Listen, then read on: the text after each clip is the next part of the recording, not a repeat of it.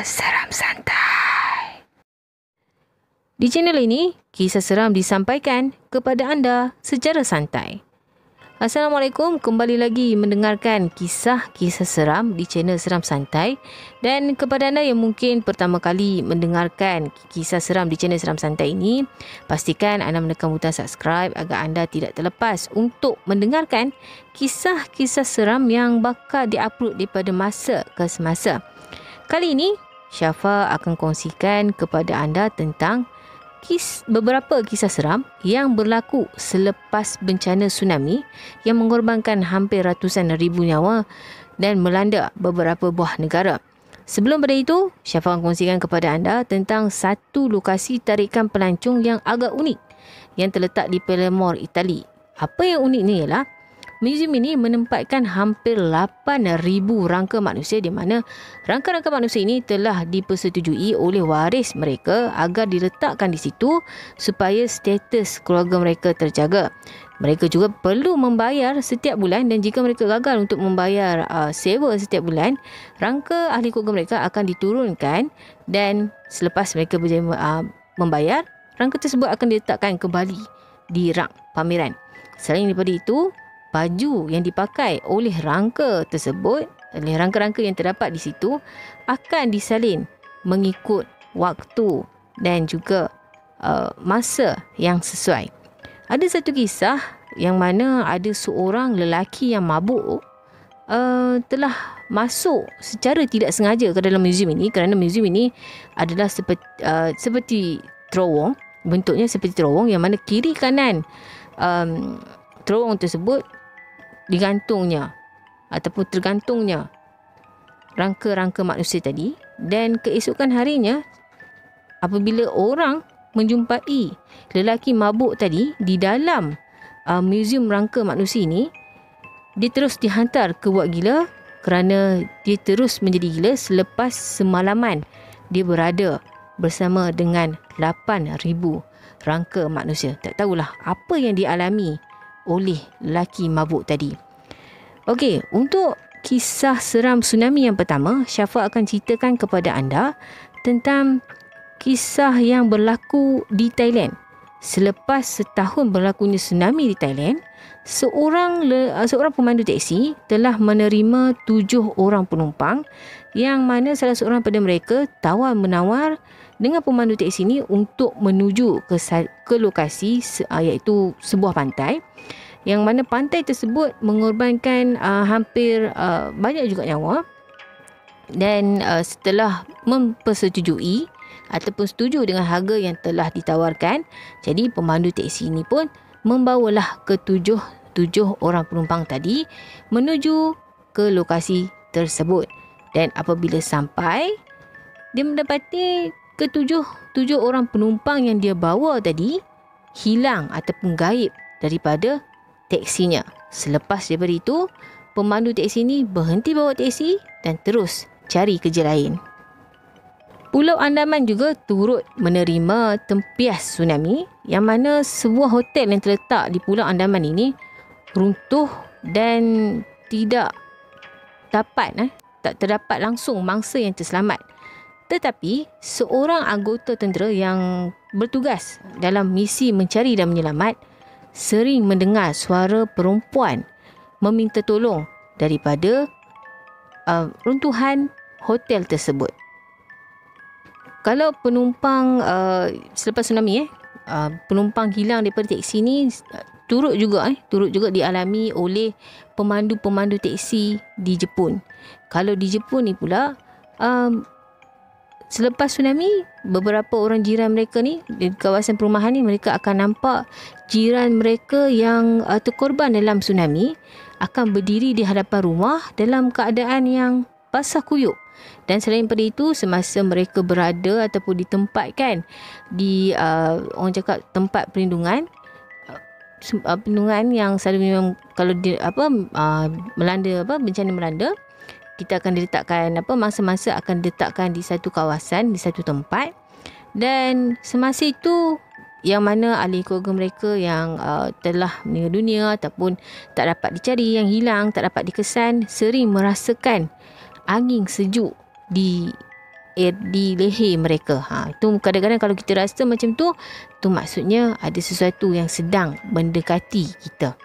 Untuk kisah tsunami yang seterusnya ialah tsunami yang melanda Aceh. Apa yang berlaku selepas tsunami melanda Aceh, yang mana banyak juga nyawa yang terkorban di Aceh. Dan kisah-kisah yang Syafiq nak kongsikan kepada anda tentang tsunami yang selepas berlakunya tsunami di Aceh ni ialah bukanlah ke arah seram, tetapi kita melihat ataupun sebagai keajaiban ataupun kekuasaan Allah Subhanahu Wa Taala. Okey. Untuk kisah yang pertama tentang tsunami yang melanda Aceh ni ialah ada seorang budak ditemui oleh pasukan penyelamat di sebuah kampung, yang mana kampung tu tak terdapat siapa pun, tak dapat satu nyawa pun yang ataupun mangsa yang masih hidup. Tak ada siapa pun mangsa yang masih hidup. Maksudnya satu kampung tu memang meninggal dunia semuanya penduduk kampung tersebut. Tetapi pasukan penyelamat menjumpai seorang kanak-kanak berusia 7 tahun yang berada dekat situ selepas 7 hari. Kerana kampung ni dia agak pedalaman, jadi selepas 7 hari barulah pasukan penyelamat menjumpai kanak-kanak ini. Dan apabila ditanya apa yang menyebabkan dia bertahan selama 7 hari di situ seorang-seorang, ialah dia beritahu bahawa setiap hari akan ada seorang lelaki berjubah memberikan dia makan roti. Kisah yang kedua ialah yang berlaku selepas tsunami Aceh ialah kejadian seorang suri rumah yang masa tsunami itu dia sedang menanam pokok bunga kat depan rumah. Tapi bila tsunami sampai, ombak tsunami yang sangat laju dan deras ni datang, dia tak sempat nak lari. Masa dia hanyut tu, semasa suri rumah ni hanyut bersama dengan arus yang deras tsunami ni, dia merasakan diri dia berpeluk pada satu batang kayu. Tetapi apabila dia sampai, batang kayu tu seolah-olah mengikut arus, dan bila sampai di satu jambatan, dia tersangkut dekat jambatan tu, si rumah dia tersangkut kat jambatan tu. Dan apabila dilihat, rupanya bukanlah dia memeluk sebatang kayu, tetapi dia telah memeluk badan seekor ular yang sangat besar. Dan selain daripada itu, ada juga kejadian yang mana dikatakan ada satu kubah masjid, yang mana masjid tu jauh, dan kubah masjid tu tiba-tiba berada di sebuah kawasan lapang di sebuah kampung.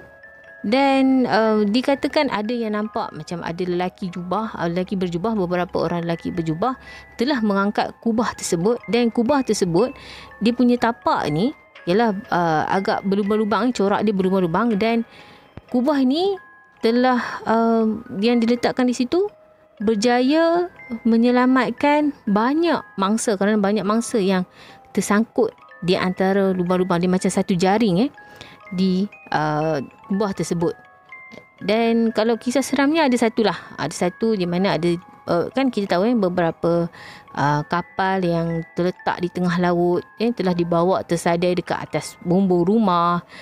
Ada juga penduduk memberitahu mereka ada juga mendengar suara perempuan meminta tolong ataupun sayu meminta tolong. Dan satu kisah lagi yang Syafa nak kongsikan ialah pengalaman seorang lelaki yang menguruskan jenazah mangsa tsunami Aceh ni, yang mana dia telah ditugaskan menanam mengebumikan jasad-jasad mangsa-mangsa tsunami ni. Dan satu malam tu si penggali kubur ni pun dia mimpi satu barisan panjang mangsa-mangsa tsunami, panjang sangat barisan manusia, dia cakap. Dan apabila daripada mimpi tu dia tahu di mana lokasi tersebut, jadi dia pergi. Sebab dia masa tsunami ni tugas dia menggali kubur, jadi dia akan bila orang cakap pergi gali kubur dekat sini, so gali kubur dekat sini, jadi dia pergi semasa panjang tsunami tu dia akan mengebumikan jasad-jasad ataupun jenazah-jenazah mangsa ni di lokasi-lokasi yang berbeza. Jadi bila dia tengok dalam mimpi tu, daripada gambaran mimpi tu dia tahu dekat mana lokasi tersebut. Apabila dia tengok, rupa-rupanya bila keesokan harinya dia pergi ke lokasi yang dia nampak dalam mimpi tu, rupa-rupanya kubur-kubur mangsa ni telah naik semak samun. Jadi dia letak satu tabung dan ramai yang bagi menderma. Selepas daripada itu, dia ambil duit derma tu, dia upah beberapa orang pekerja untuk membersihkan lokasi kubur tersebut. Okey, Syafa akan tambah satu kisah seram bonus lah untuk korang. Tapi kali ni bukanlah, kisah ni tak adalah kaitan dengan tsunami. Tetapi Syafa baca satu kisah ni tentang satu terowong tau. Terowong yang terletak di Victoria Park, Brisbane.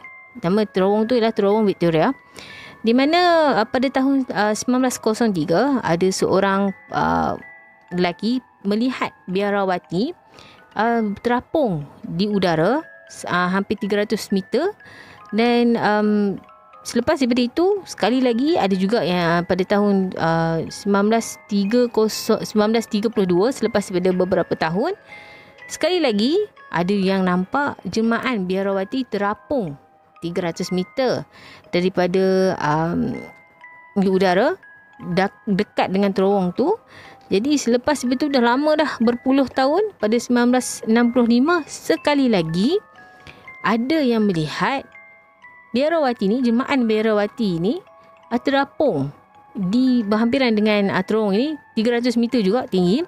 Tetapi paling dahsyat pada tahun 1965 ni lah, yang mana selama 4 hari 10 kali dia menjelma, menyebabkan ramai orang, hampir 5,000 orang buat kemah dekat situ. Kalau buat kemah berhampiran dengan terowong tu, semata-mata nak tengok jelmaan biarawati ni yang terapung dekat udara.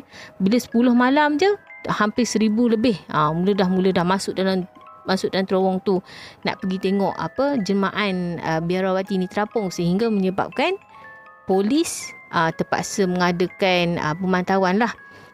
Kalau kita kat Malaysia, kalau kita dengar ada lokasi berhantu memang kita tak pergi. Tapi kalau zaman dulu, bila kita terutamanya orang-orang Mak Saleh ni, mereka memang suka sampai buat kemah. Siapa pun terkejut, boleh buat kemah pula kan. Mereka macam nak tengok betul-betul jemaah tu betul ke tak. Okey, setakat ini saja kisah seram yang Syafa kongsikan kepada anda. Harap segala kekurangan tu dimaafkan, kerana Syafa ni biasalah, kita ni manusia tidak sempurna. Dan kepada anda yang memberikan komen, kenapa Syafa ni tak macam ni, kenapa Syafa ni tak mencerita macam ni, dah Syafa mengikut konsep, kerana channel ini adalah seram santai. Tak mungkin Syafa akan menceritakan kepada anda secara menyeramkan, sebab Syafa lebih kepada konsep relax. Kita tak nak lah macam nak menakut-nakutkan orang, sebab dah banyak dah channel yang menakut-nakutkan orang. Jadi bila kalau anda dengar di channel ini, anda rasa macam relax sikit lah. Tak payahlah macam Syafa pun bukanlah tujuan Syafa buat channel ni sebab nak menakut-nakutkan orang. Tidak, Syafa lebih kepada berkongsikan kisah-kisah seram, info-info seram itu saja. Itu Syafa tak minat untuk menakut-nakutkan orang dengan cara Syafa.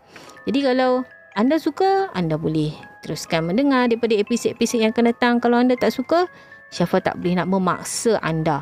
Jadi semoga kita bertemu lagi untuk episod yang akan datang. Assalamualaikum warahmatullahi wabarakatuh.